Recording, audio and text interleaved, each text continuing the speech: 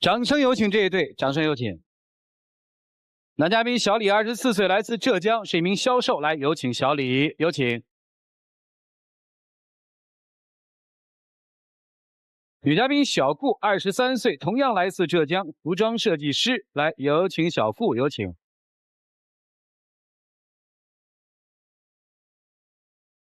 欢迎两位哈，是是啊，今天是男生要来的是吧？嗯，对，求复合的，对不对？是的，是的。啊，犯错了是吗？嗯，对。哦，你看态度多么的好哈！犯了啥错了？跟别人有暧昧。哦，怎么回事？能把这事儿来龙去脉的说一下？你们俩谈恋爱多长时间1年半，快2年了吧。在什么地方生活？在杭州。是同城恋啊，还是异地恋啊？他因为在那个贸易公司上班嘛，经常出差，然后就有半个月的时间是在异地的，然后还有半个月时间是在杭州的。怎么发现男生不忠诚于你的？他去就是福州出差的时候嘛，我就会在微信上、电话上找他，然后他就经常不回我微信。那刚开始谈恋爱的时候是好的，然后过了段时间之后就，我不知道是因为谈的比较久了，男生都会这样子还是干嘛？然后我发他微信他不回，然后打电话他也不接。以前我们会经常视频什么的，就突然就这样子。后来我就去福州找他嘛，等于他出差的时候你就去看他去了。对啊，因为我觉得我挺珍惜这段感情的，那个时候确实也挺喜欢他的，然后我就想去给他个惊喜吧，然后我就到那边之后，我就给他到车站，我打电话让他来接我，然后他那种语气声就感觉不是惊喜是惊吓的那种感觉，然后最主要是他没有来接我，他工作忙啊，手头上你突然说你到车站了。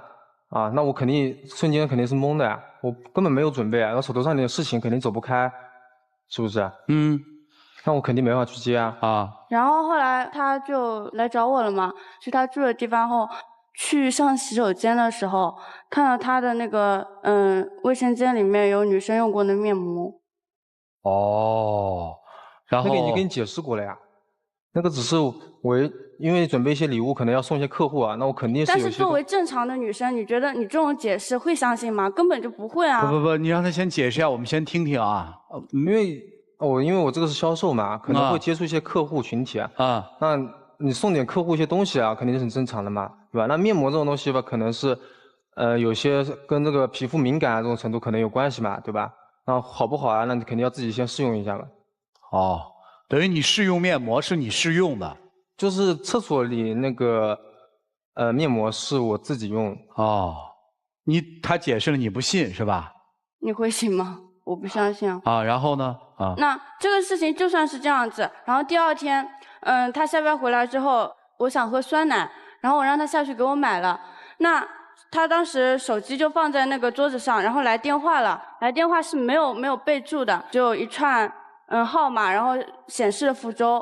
他经常有客户什么的，那我就在想，万一是客户，我接了，我跟他说一下，对不对？说一下让他等等再打过来或者怎么样的，对吧？然后结果接起来是一个女生，然后他问我是谁，然后我说我是他女朋友啊，然后他跟我说他是他女朋友。他是我客户。不，你客户为什么说是你女朋友呢？这确实是我这边自己没有处理好这段事情，我那时候也是一时冲动，因为他确实是我一个客户然后他可能一直纠缠着我，那我这边的话也是没有直接拒绝他，可能就产生了这个暧昧的关系。这个暧昧关系你是怎么界定的呢？你跟他到哪一步了？你把它界定为暧昧关系？是因为他一直缠着我，我只要一出差到福州，他这边的话就只要知道我在福州，他就会想办法来找我。那你没告诉他你有女朋友吗？我跟他说了然后呢？然后他还是要一直缠着我，我也很没办法他缠你缠到什么程度？就是我一到福州，他就想办法来找我那我就说，那我实在想，我不能告诉他，我没办法我也很烦你跟这个客户发展到什么地步吧？只限于他缠着你是吗？我也没有直接拒绝。你也没拒绝？对。那你们俩到哪一步了？所以这个时候女生傻了是吧？你就走了是吗？他来追我了，但是我还是走了。然后，但是他第二天飞回来找我了。那个时候我还喜欢他的嘛。那我们毕竟在一起这么久，还是有感情的嘛。然后后来就原谅了。原谅了之后呢？好了之后，后来就没过多少时间，因为我有一张信用卡是在他那里的，当时那个信用卡出来就是有账单的嘛，就有短信的，他花了1万多块钱，那我就问他了，到底怎么回事？然后他就跟我说是给客户用的，然后我就去查那个账单了，查出来是买包的，然后我就问他了，他跟我说是给那个女的买的。我那时候已经跟你解释过了呀，那时候我手头比较紧，那时候，对吧？那我那时候钱嘛，那只能刷信用卡，然后跟他这边，那我也想马上摆脱这段关系啊，我其实爱的还是你啊。那我就打算就是说买个包，给他就是也是比较有点愧疚嘛。那我怎么办？你从来都没花这么多钱给我买过东西啊。那我也是想撇清这段关系啊，我也不想这样，我也很烦的呀。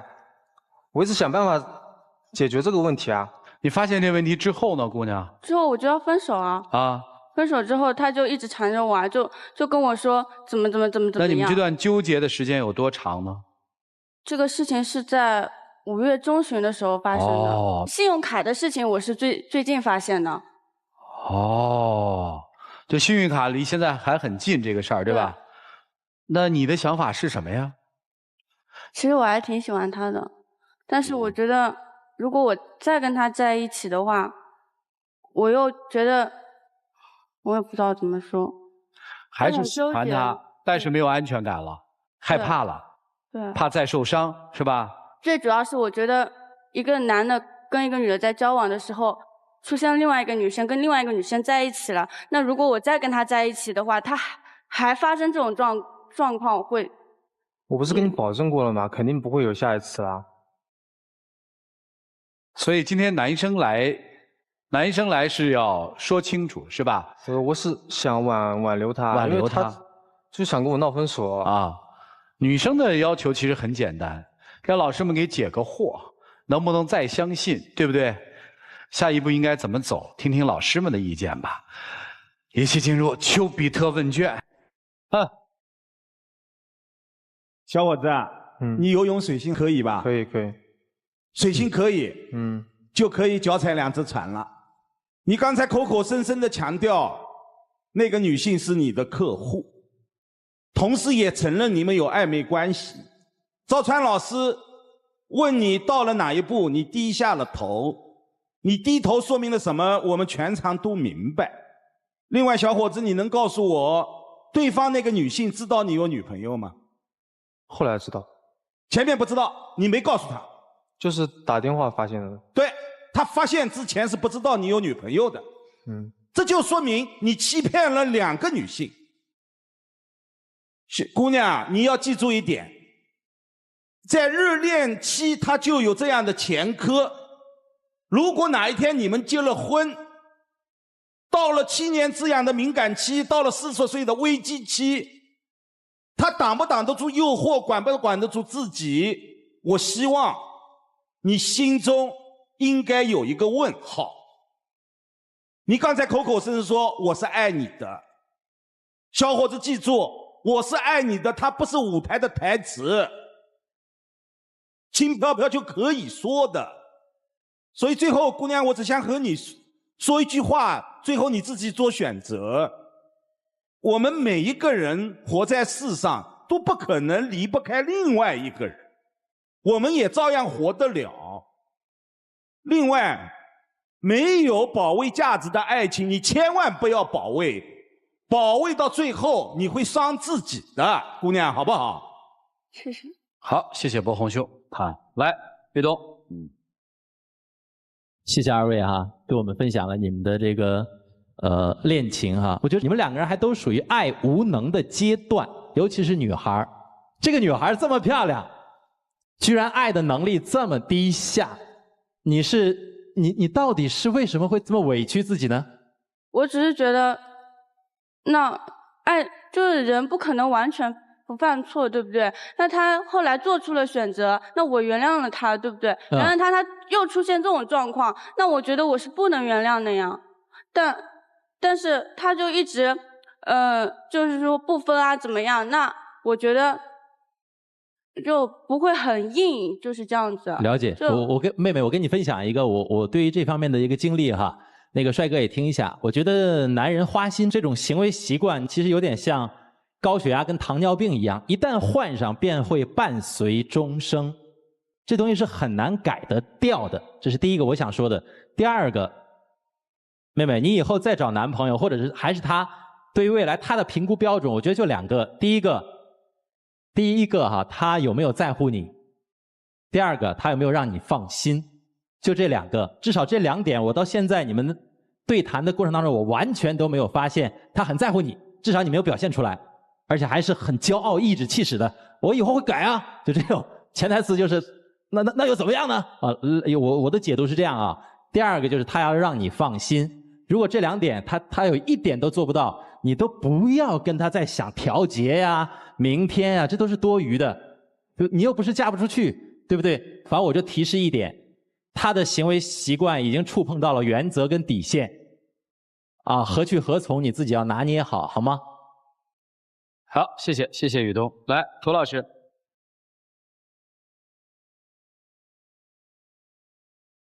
你如何确定他跟那个女生断了？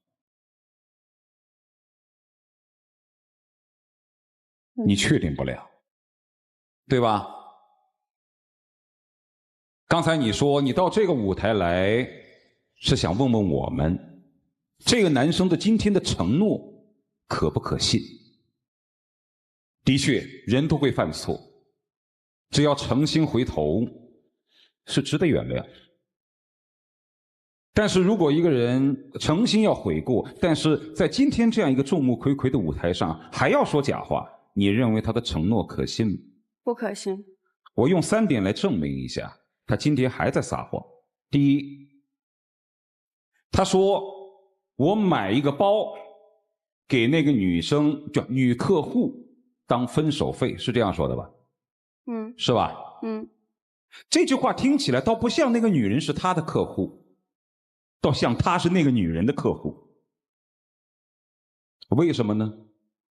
只有一个人亏欠另外一个人，才会花礼物来做分手费，对不对？由此证明不是那个女生纠缠他呀，是他在2头之间左瞒右瞒，他骗了别人，愧对了别人，他才会买包当分手费。你认不认可？认可。如果你心里没有愧，一直是他在纠缠我只是我的错误就是没有分清楚，没有拒绝，你觉得他会有愧吗？他不会有愧。所以由此证明他跟那个女人的关系到了什么地步，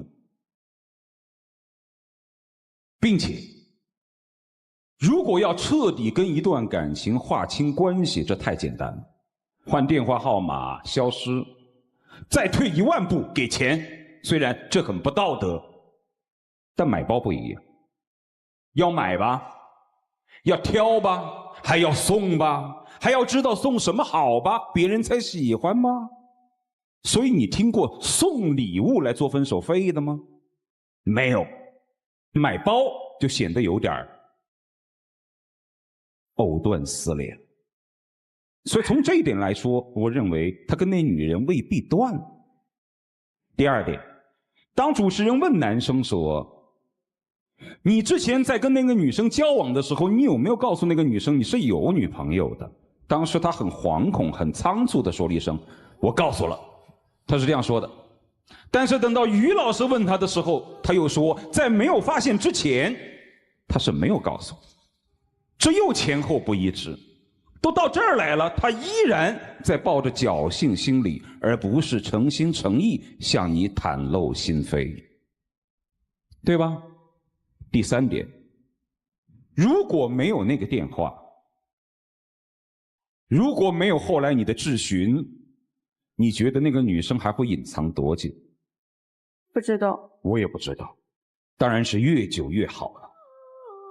我也来自于杭州，我们自驾游去过福建，那真是千里之外，千里之外的事儿你料得准呐。所以当你说那句话的时候，我由同情你变为憎恨你。就是他这样一次又一次的触犯你的底线，伤害你的时候，你居然还说，可我还喜欢他呀。你的意思就是别人骗了你，不把你当人看，我还喜欢他。我喜欢一个人是可以忘却这个世界的是非和黑白的，没关系，我还喜欢他。我不明白，一个男人如果缺失了人品，还有什么值得女人可爱？他再帅再有能力，跟你没有半毛钱关系，是别的女人的男朋友，至少不是你的。你说呢？所以我想对男生说的是，人犯错都可以改，但欺人不能太过分。至少今天到了这儿来了，是你要求来的，你得100%说真话。那么他原不原谅你，那还情有可原。你到了这儿你还说谎话，你何苦来呢？你既然不是诚心的悔过，你干嘛要到这儿来呢？还是你来依然抱着侥幸心理？你跟那个女生断没断，你自己心里清楚，这个电视那个女生也会看到，错了可以改，请你坦诚。如果你不坦诚，你是没有资格站在这儿要求别人原谅你。我希望你60秒的时候说实话，但原不原谅是他的自己的事情，请你尊重自己，尊重他。另外一个女生到底是被你欺骗的还是怎样，我们不去猜测，但是做人请对得起自己的行为和良心。好，谢谢涂老师啊。最近想明白一个道理，就这姑娘呢，在整个的叙述当中，你想明白一个道理，就是我们试图，其实女生是没有底线的，女生的底线至少是我爱一个人，我会允许这个人犯错，对不对？是吧？只要这个人改了，我会一如既往的爱他，这就是女生的底线。为什么所有围观的人都很气愤？因为围观人的底线比较高。就咱们的底线是高于这个，你背叛我绝对不可以。好，那你背叛了，被我发现了，我愿意原谅和宽容你，但是你不能欺骗我，你欺骗我是绝对不行的。女生还是说，那你欺骗我还可以，有1有2还可以有3有4，女生的底线一直在退，你发现了吗？这个东西你有几种解读啊？第一种解读确实是爱，就爱让人糊涂；第二种解读是不甘心、不服气。人有时候愿意赌气呀，你赌这个气是跟谁赌呢？你跟他赌吗？还是跟你自己赌啊？有好多人在这个问题上通常犯这种傻错误。你说底线他不知道吗？你应该知道这个底线吧，对吧？跟谁较量啊？跟那女生较量吗？人都没见过，较量个什么呀？所以啊，你要想接着较量，继续把自己的生命投入到这么一段情感当中去，我们当然是没有意见的，因为我们没有办法去干扰别人的生活。你是真的底线低到了比大家都低，还是你确实在赌气？你的心里是最清楚。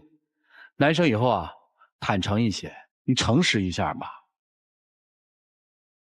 接下来一起进入那几天和古方红糖真情60秒。我知道我之前做了这么多错事，我也是真心的悔改，我也改了很多的坏的习惯，我基本上都是你说什么不好的，那我后面也会尽量的去少做这些事情。我知道这个出轨是一个比较严重的事情，但我还是希望你能原谅我，给我一次机会。我之前给过你机会了，我觉得我的信任都给你消耗完了。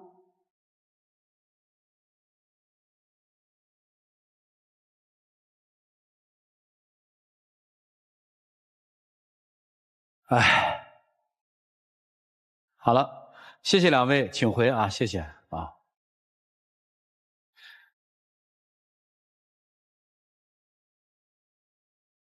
来，请关门。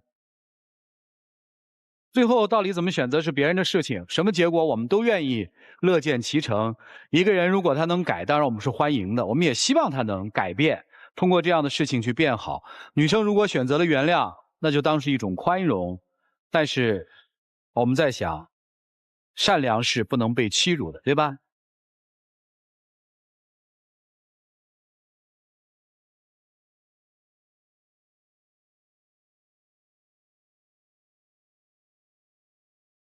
我们的爱情到这儿刚刚好，生来，男生还能忘啊，想清楚了，想好了，那个非常坦诚的，在现实生活里面很认真的再去跟女孩道一个歉，不一定在这个舞台上。如果你真的还是想回来，重新去追她，改好自己，再来